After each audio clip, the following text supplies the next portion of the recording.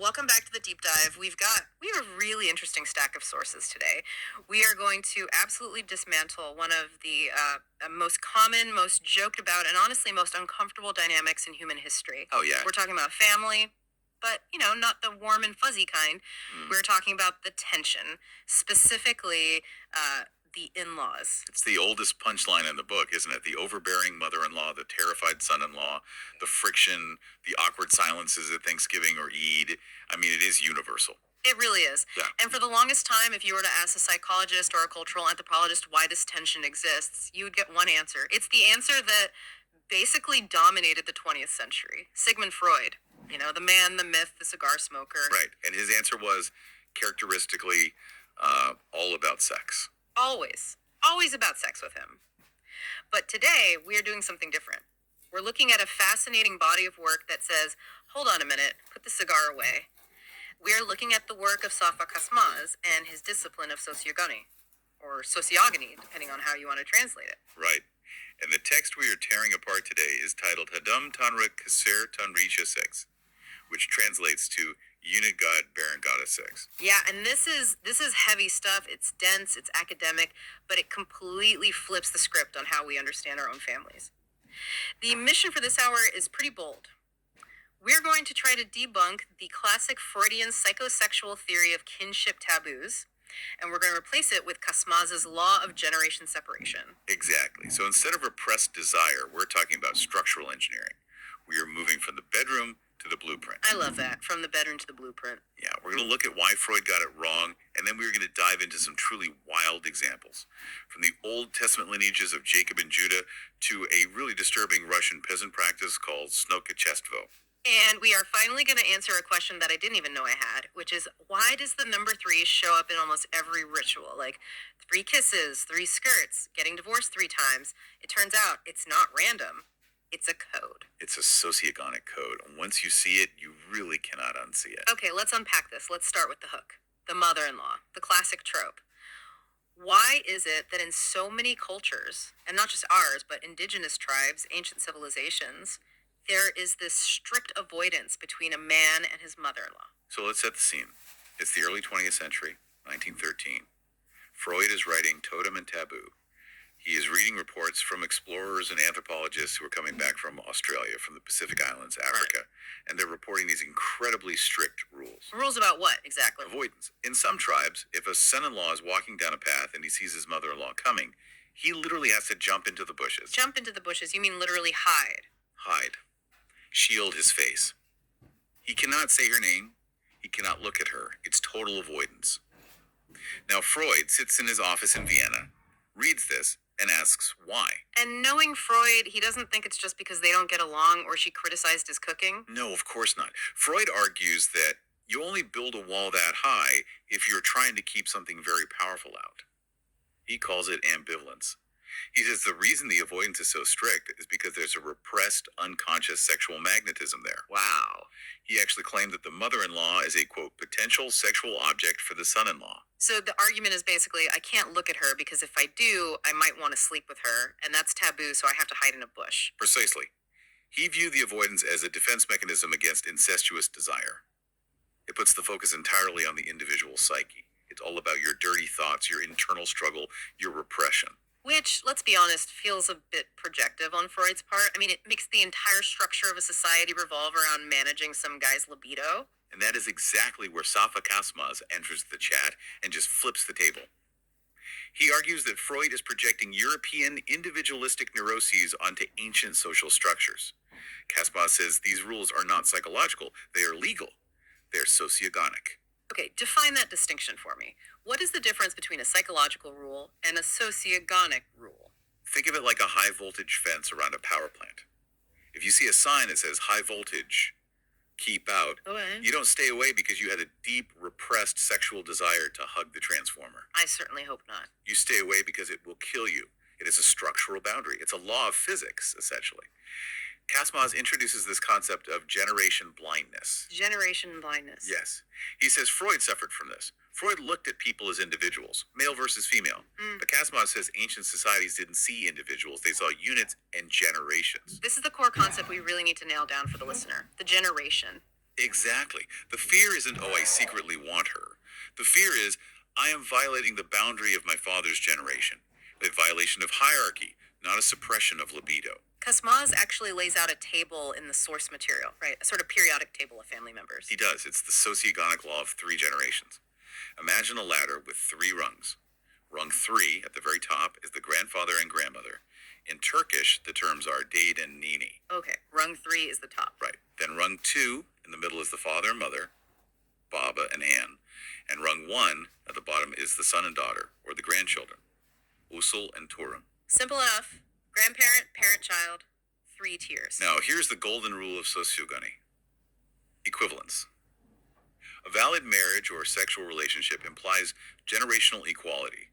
You have to marry someone on your rung. Generation 1 marries generation 1. So if I'm a man on rung 1, the son, and I marry a woman on rung 1. That is valid. You have generation equivalence. But now think about the mother-in-law. Where is she on this ladder? Well, she's on rung 2. She's on the parent rung. She's with the father. Exactly. She belongs to the generation of the father. She belongs to the authority tier.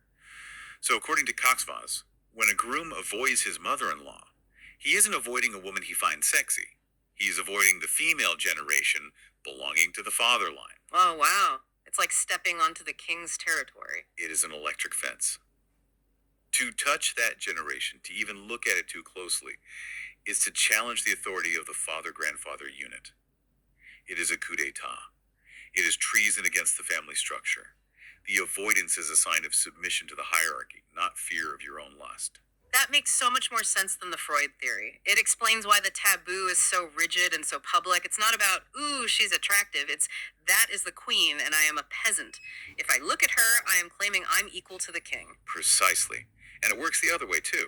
Think about the bride and the father-in-law. Freud would say the bride is attracted to the father figure, the electric complex and all that. Right, right. But Kaçmaz says absolute nonsense. The bride is terrified of being consumed by the upper generation. Consumed. That sounds really ominous. Structurally, it is ominous. If the father-in-law, who is generation 2, accesses the daughter-in-law, generation 1, he is eating his own children, structurally speaking. He is violating the downward flow of the generations. He's taking from the son's pile. It's interesting because the source mentions other researchers too, like Sir John Lubbock. He tried to explain this stuff before Freud, right? He did. Lubbock and others had these theories about marriage by capture or parental anger. They thought maybe the mother-in-law is mad because you stole her daughter, so she gives you the cold shoulder. Or it's psychological vengeance. Which again is all about emotions. She's angry, he's guilty, they're resentful. And Kaçmaz dismisses all of this as emotional symbolism. He argues that ancient societies didn't run on feelings. They didn't care if you were sad or angry or resentful. They ran on strict, hard laws of belonging and unit aid. The avoidance isn't an emotional reaction, it is a legal status.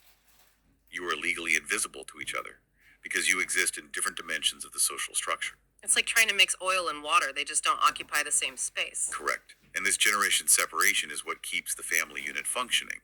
It ensures that the son can become a father in his own time without the current father interfering with his wife. It protects the integrity of the succession. Okay, so that establishes the law. You stick to your generation.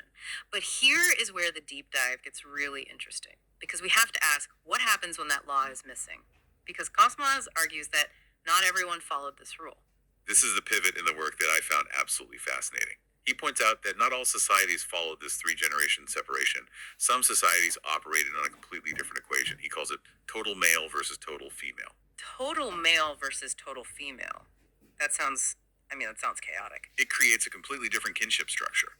In these units, the formula is simple.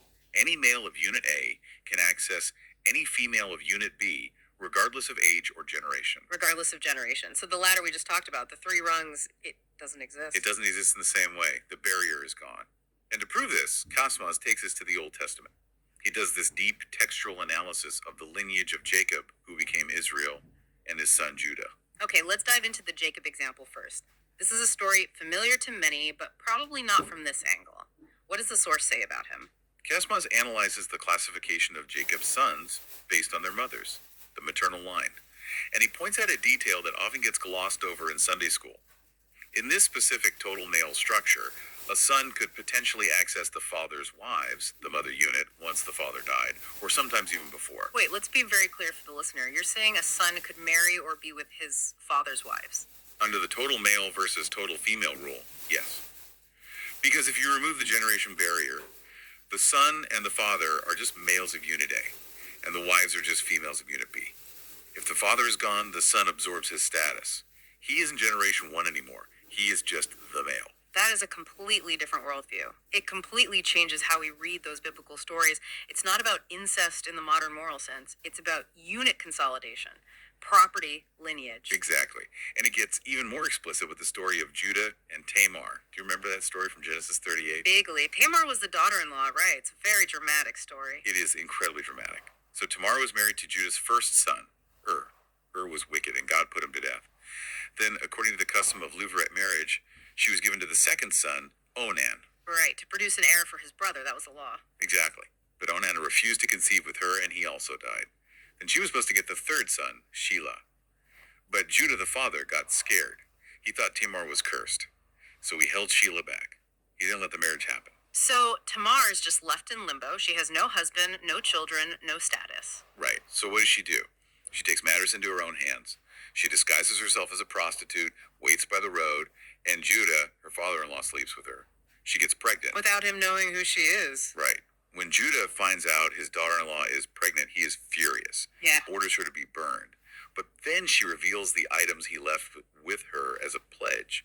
She reveals that he's the father, and Judah acknowledges it, saying, quote, "She is more righteous than I." Right, and usually when you hear this in a sermon, it's preached as a story about sin or deception or God's will ensuring the lineage continues despite human error. It's always framed morally. But Kaçmaz looks at it through sociogony. He says this isn't just a mistake or a momentary lapse of judgment by Judah. It reveals a structural reality. In the Judah lineage at that time, the 3-generation separation was absent. So legally, in their structure, it wasn't a taboo. Kaçmaz argues that the phrase, 3 generations of the Judah line can sleep with the Tamar line, applies here. Because the generation barrier didn't exist, Judah, the father, sleeping with Tamar, the daughter-in-law, was structurally possible. It was a total male accessing a total female. That is mind-blowing. It takes the morality completely out of it and looks at the mechanism. It explains why Judah didn't strike himself down with guilt afterward. He acknowledged the righteousness of the act because it fulfilled the unit law, even if her method of getting there was deceptive. And this leads to a fascinating connection Kaçmaz makes to a phrase we use today.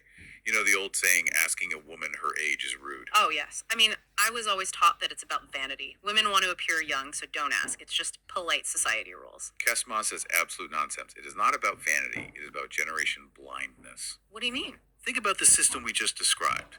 Total male versus total female. In these cultures, you have men marrying women regardless of generation.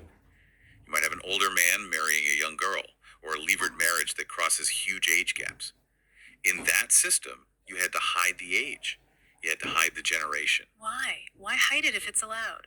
Because if you define the generation, if you say out loud, I am 50, so I'm generation 2, and you are 20, so you're generation 1, you highlight the gap. You highlight the generation difference. And even if your laws allow it, highlighting that gap brings the ghost of the taboo into the room. Wow. So by hiding the age, you smooth over the structural awkwardness. Exactly. If you hide the age, you remain just female. You're an abstract unit. If you define the age, you become daughter generation, and suddenly the transaction feels wrong. It feels like a violation. So don't ask a woman her age is actually a leftover survival mechanism. It allows for these cross-generational unions to remain valid without triggering the instinctual incest taboo. That completely changes the context of politeness. It's not polite, it's a loophole. It is a structural necessity for that specific type of kinship system. If you hide the label, you can bypass the boundary. Man, that is wild. Okay, so that's the Old Testament. But the source moved to something even more concrete, and honestly a bit more disturbing, to prove that these fears regarding the father-in-law are based on real historical practices, not just biblical texts. We need to talk about Russia. Yes, we need to talk about snokachestwo. Just the word sounds heavy. Snokachestwo, what is it? Snokachestwo was a practice among peasants in Imperial Russia, specifically in the 18th and 19th centuries. It refers to a situation where the paterfamilias, the head of the family, the father, has sexual relations with his daughter-in-law, his son's wife. while the son is married to her. Yes, usually while the son was away.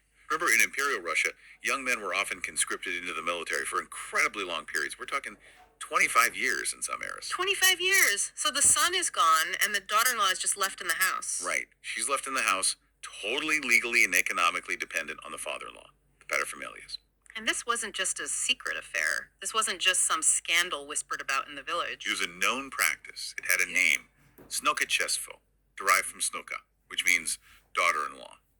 Now, going back to our debate, Freud would look at a bride fearing her father-in-law in a primitive tribe and say, oh, she has a fantasy about him.